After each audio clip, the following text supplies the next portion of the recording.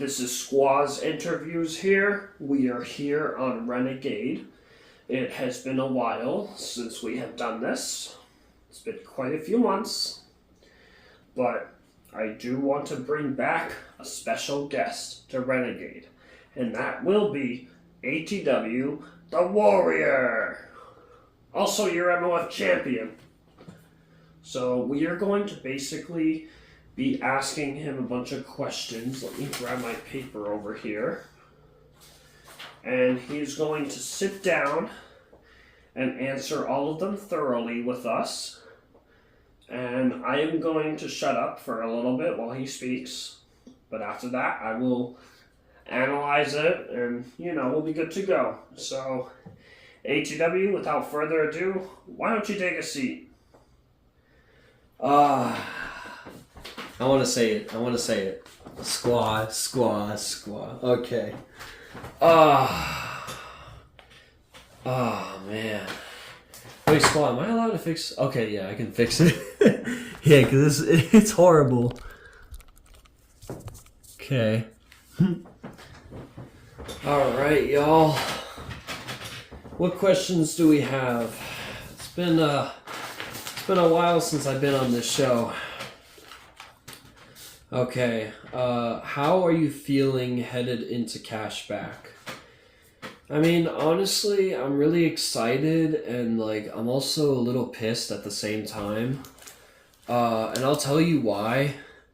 One, I'm pissed because, I don't get a new opponent, man. If I'm being honest, I did not want to fight Ken Reeps at Cashback. This was not the plan that we had in mind.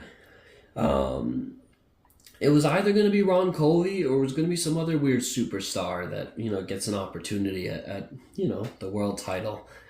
But the reason I'm very hesitant with having Ken get another chance at the MOF title is mainly because he already had a chance and he screwed it. I mean, he already screwed himself out of winning the title. I mean, I would say Jaro screwed him, but I don't think that was the case here.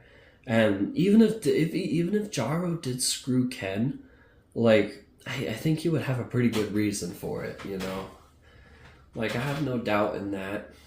And yeah, just overall, I do feel more excited than pissed, actually, because I feel like I finally get to beat the hell out of Ken Reeps in a match that doesn't have any rules. You can fight anywhere in the arena. You can use weapons. And the only real rule there is, it's last man standing. So, for example, Ken knocks me to the ground and the ref starts counting to 10. Once he gets to 10, that's it, and Ken wins. But if he can't do that, then I'm just not going to give him another title opportunity, man. Title opportunities in this company should be earned, not given.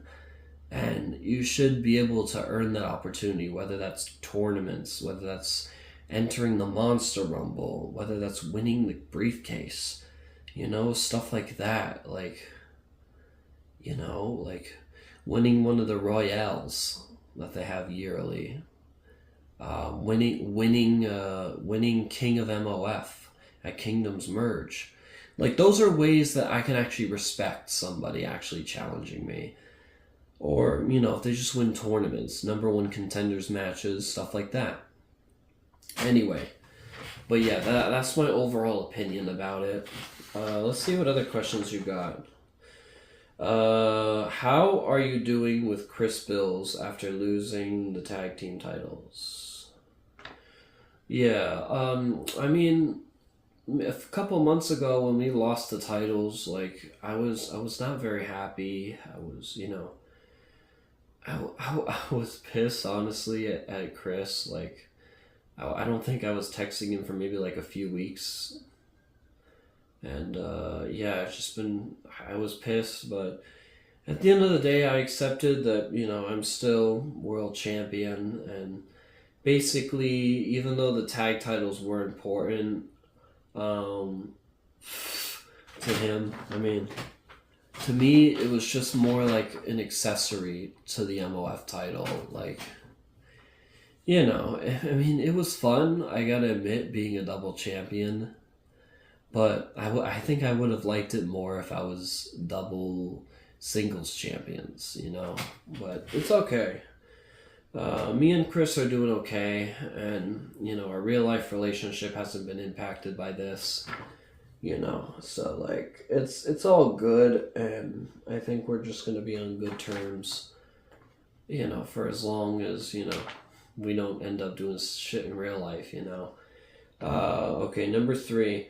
What got you back? What got you to bring back the OKO theme at Factions Day? Okay, Squa. Now we're getting the good stuff. So this is a hard one to explain, but you know, as you may know, I was, I was doing that actually. But anyway, I was at Summer Bummer last year in Puerto Rico, and you know, because at the time I, was the owner of King Don Associates, I was the owner of all KDAs, I was the OKO. Like, I just decided to bust out the OKO theme at Summer Bummer, and, you know, come this year when, you know, King Don Associates was all broken up and shattered apart, I decided, you know, to pay a tribute to the faction at Factions Day. And, you know, what better place would it be than Factions Day, you know? In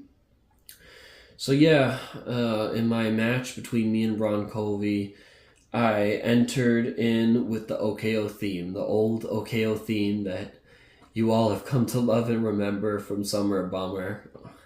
I had to bring it back one more time, just to remind everyone who the OKO really is. And, you know, honestly, it was my idea, but it was also kind of Jaro and Sam's idea too. I feel like they had a say in this a little bit. Like, I know I was the one who originally came up with it, but like, I gotta admit, like, I think without them, there wouldn't be an OKO, you know, or, you know, an OKO and MOF or whatever. So, yeah, it was really special to me that I was able to do this at Factions Day. And, you know, if I ever got the chance to bust out the OKO theme again at some point, you know, whether that be Summer Bummer this year or, you know, at some point in time, whether that's an MOF or elsewhere, I'd be happy to. This is a good one. Number 4. Relationship with Jaro, both in real life and MOF. Okay, I mean, Jaro's gonna hate me for saying this, really, but mad. Let's start off with our relationship in MOF. I mean, there were some rough patches in the beginning, you know, we had a lot of conflicts, and obviously that resulted in like a KDA warfare last year and, you know, whatnot, and it created, you know, a lot of tension, and it eventually made me, you know, recruit more stars to MOF and form a faction called King Don Associates, you know, to try and outcompete King Dragon artists. And that was, I mean, honestly, all that's on me, man. Like, I know it's also my fault too for like recruiting criminals into MOF, and I probably should have thought better about that, because that's what landed me in prison last year.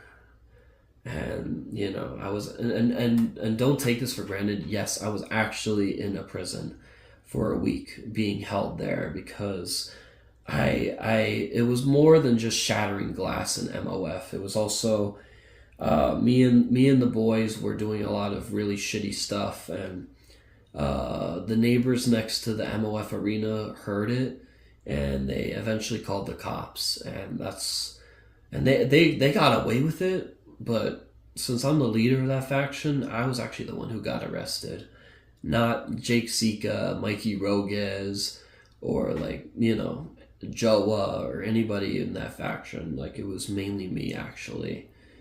I mean, I think they held Jake Ziga for like a little bit, but they didn't really care, honestly. Anyways, back to the point. As we've gotten, more mutual and, respected each other's wishes more, I think me and Jaro have come to the realization that, we don't have to have this kind of conflict. And, as you may have saw before the Monster Rumble earlier this year, me and Jaro, or formerly known as Janite, made up for, all of the KDA saga that we had last year and the year before that. And, it was heartwarming to do that. And I think I earned a lot of respect from him, both in MOF and real life. And I have to say that from the bottom of my heart, man. Like, yeah.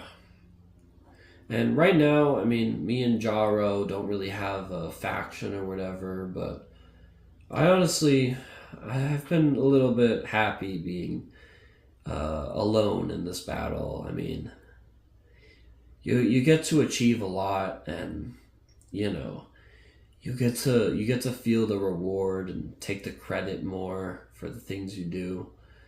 Like, it just doesn't feel the same in a faction.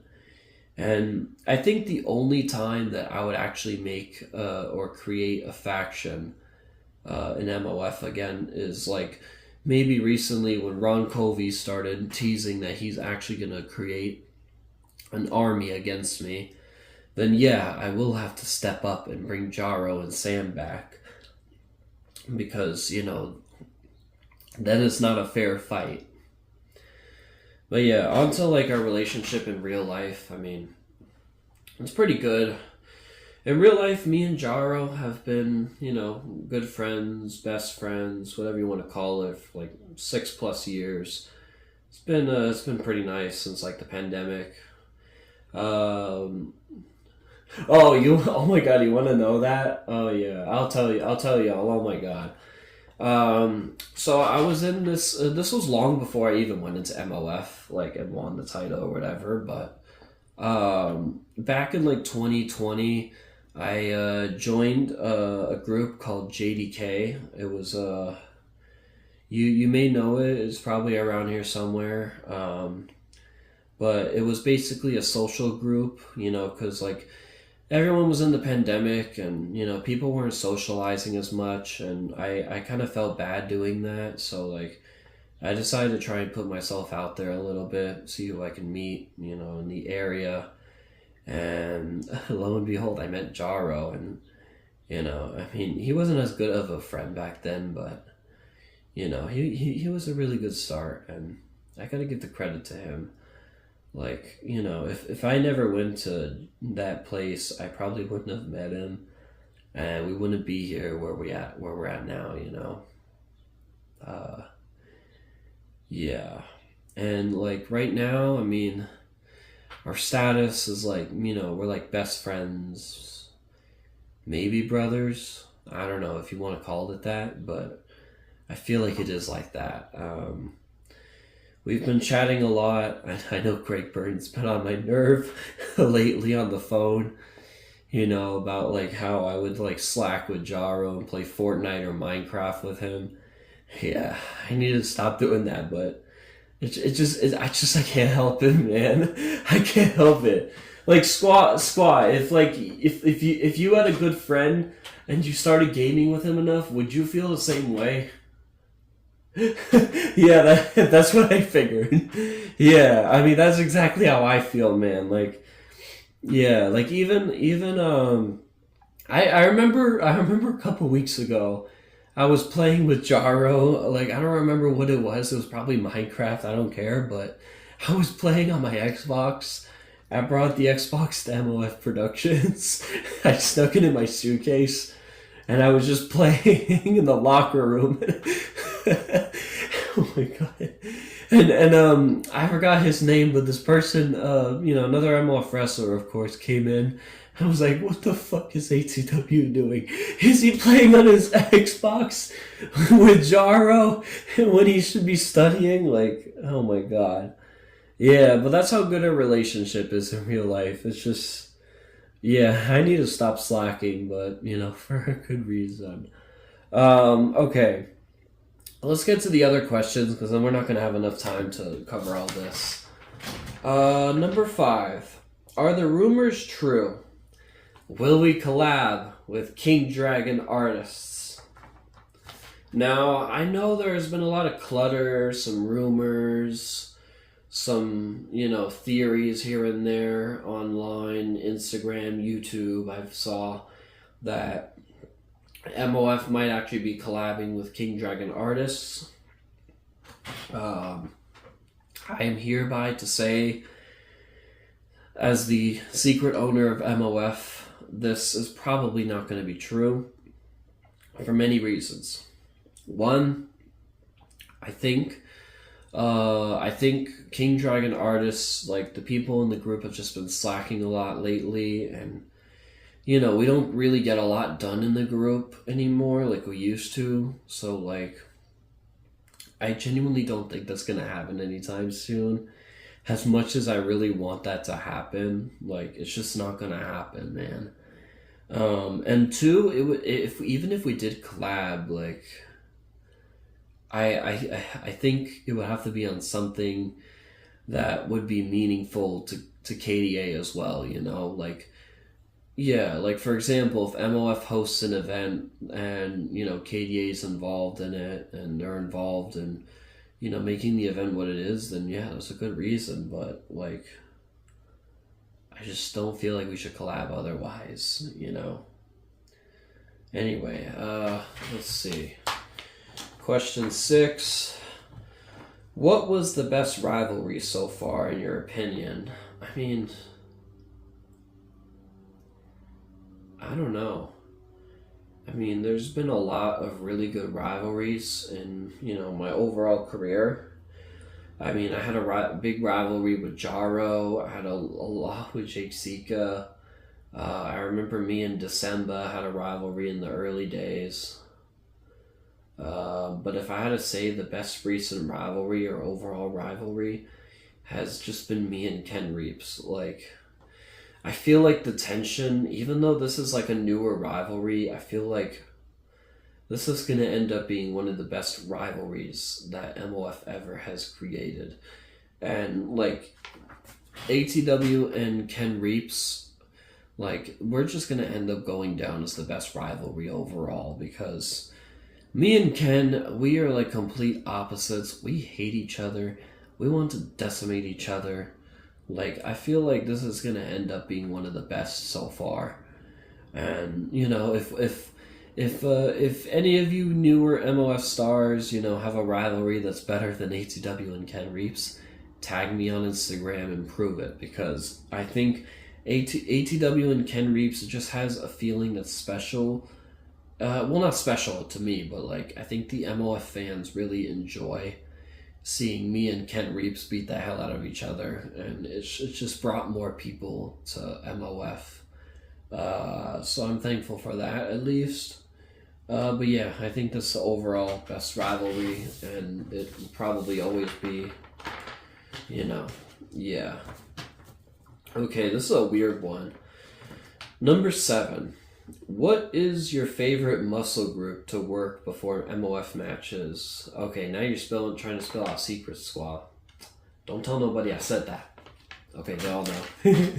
Okay, but honestly, I think let's start with my favorite. I think my favorite muscle group to work on MOF, or even at my gym, like before I head to MOF Productions for the match, or a match, is just like, I just love working torso, man. Like, torso is like my favorite thing. Especially because one day I want to get to 310 and I want to look like a fucking tank. Like, I think torso has been my favorite, genuinely, so far.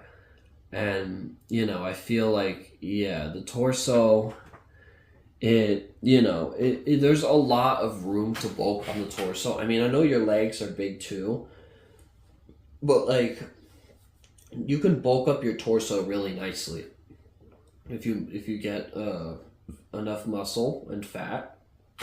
It's definitely possible. And another one I really like is some of the arm workouts. Like arms are very important too. They're not my favorite, but like arms, you need structure on your frame, and if you have big arms, you're gonna have some structure with it. Shoulders included. My least favorite workout to do before matches. I love this workout, and you can ask my trainer Aris about it. He will say the same thing. But I like this workout like otherwise, but not before MOF matches. It has to be my legs. Like if I do a bunch of barbell squats before my matches, like I'm just not gonna have energy to like pick up my opponents. Like my legs are gonna just be like, oh, I need to be in a wheelchair. I can't walk up the stairs. I can't sit on the toilet. Like I don't want to feel that before my match.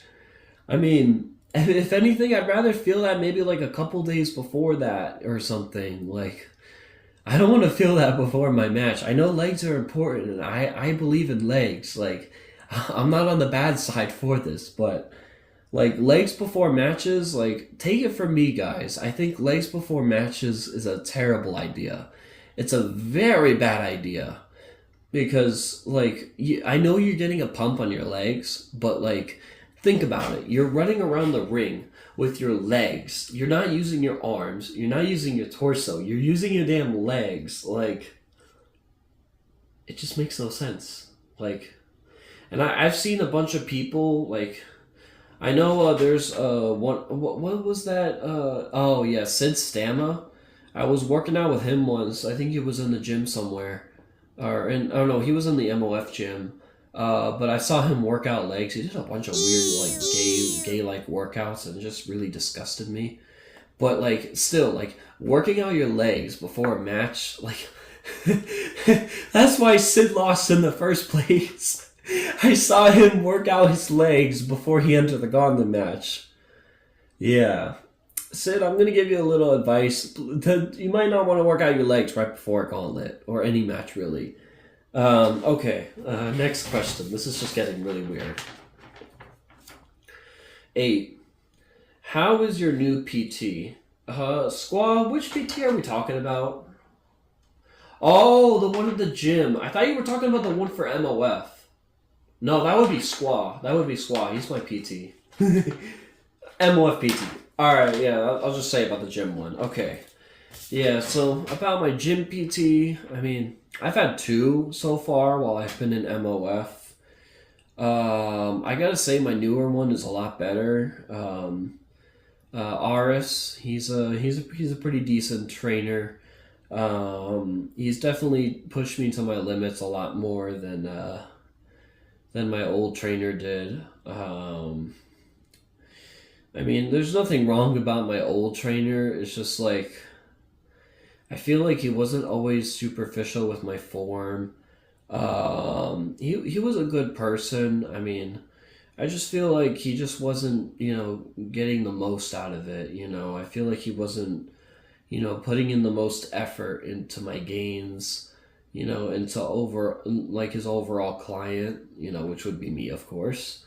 So I eventually, eventually when, he quit his job at the gym, I just decided to look for a better personal trainer because while my old one was a good friend of mine, like at the end of the day, it's really just about my goals.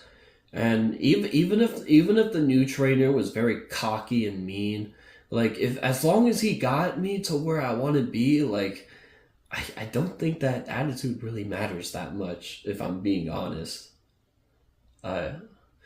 Yes, it wouldn't. It wouldn't matter, Squa. Like, why do you guys care so much about people's attitude, man? Like, it's just not right, man. Oh my god.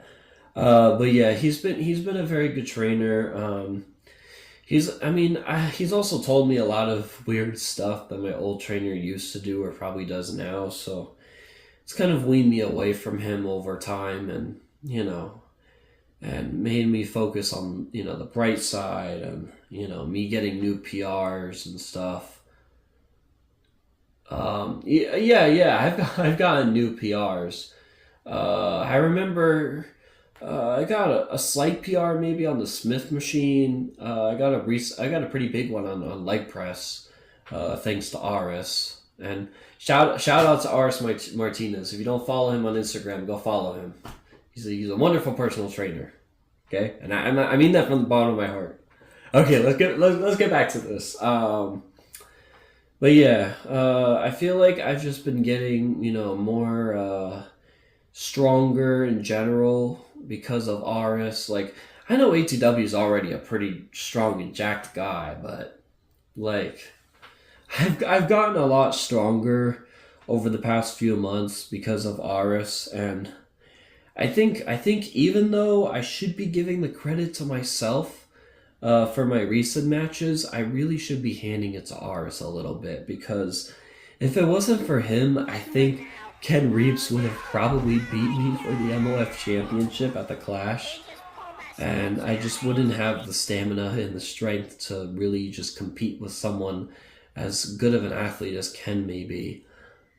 So that's my whole opinion on this, and honestly, at first, when I was looking for a new trainer, I thought, it was going to be worse than my old one. I thought it was just going to be another sad investment, but I feel like, honestly, it's more like a blessing, honestly, because, sometimes, I've learned over the past couple of years being an MOF, you got to try it, and you got to, take chances, you got to really put yourself out there a little bit if you want to be noticed. And, that's what I've been doing lately. And, obviously on MOF, I'm probably the most noticed person now that I won this almost a year ago. But, just otherwise too. Yeah. Anyway, let's head to, I think we have our last question, so let me head to that. Oh, Squa, why did you have to give me this question? Okay, number 9. What do you have to say about fans thinking Ron Covey will become MOF champion? Okay. Did you really have to do that, Squa? Oh my god. Alright, whatever. I don't know, man. I fought Ron Covey at Factions Day. I remember it was at Factions Day 11, a little earlier this year. We fought in an old school submission match, and I was just throwing him around the place. He was flying. I dominated him. Sure, he got some good submissions in, but honestly, even in his own well-being match, he was not even able to beat me, bro. What are the fans thinking? Why are the fans thinking that Ron Colby will be the one to dethrone me? Come on, man. Maybe Ron has changed a little bit. I think he's gotten lighter and a lot more muscular, but that still doesn't change the fact, who the hell this guy is. He's just a nobody trying to get into MOF. I mean, he's been in MOF for a while, but if you really think about Squa, why he hasn't won the championship, I think his arrogance, the fact that he thinks he's better than everybody, the fact that he trash talks a lot, yeah, you can kind of see why he hasn't won the title. And he's been on this. I think he's been on this company a little longer than I have, and he just hasn't been able to do the job. He's just not able to do it. I don't know what to say. He's not going to be the one to dethrone me. Come on. Anyway, let's get to our conclusion. In conclusion, I just, I'm headed into cashback. I mean, obviously, Ken is going to be one hell of an opponent, like he always is. But, I might end up getting some injuries, and probably some time off. Hopefully that doesn't happen. But hopefully, I stand through this and I retain the MOF champion. Alright, Squa, I'm gonna wrap this up because it looks like our camera's about to die, and I will see you guys. Alright. It was fun interviewing, and as always, Renegade. Alright, let me get out of here. Alright, everyone, so it looks like this was a pretty good interview with ATW. So what I'm gonna do now is just analyze, like, everything that's, obviously going on here. Obviously, ATW feels pretty excited headed into Cashback. He did have some concerns with, like, fighting Ken Reeps again and stuff, because, as we may know, Ken is a sore loser. But mainly because ATW wants to have more diversity in his title reign, and that's pretty understandable. So overall, he's feeling pretty good, especially because he has actually been in a last man standing last year against Sam the Black Rider, so he does have some experience. Obviously, things with him and Chris seem to be going pretty well as of right now. And yeah, he had a pretty good reason to bring back the OKO theme at Factions Day 11. And, I honestly don't blame him. I feel pretty blessed that we get to still see some stuff from the past, and that the past isn't totally gone. And yeah, as he was saying with, like, his relationship with Jaro and such, I think he better stop slacking. But yeah, his relationship in real life with Jaro seems to be pretty stable. At least at the moment.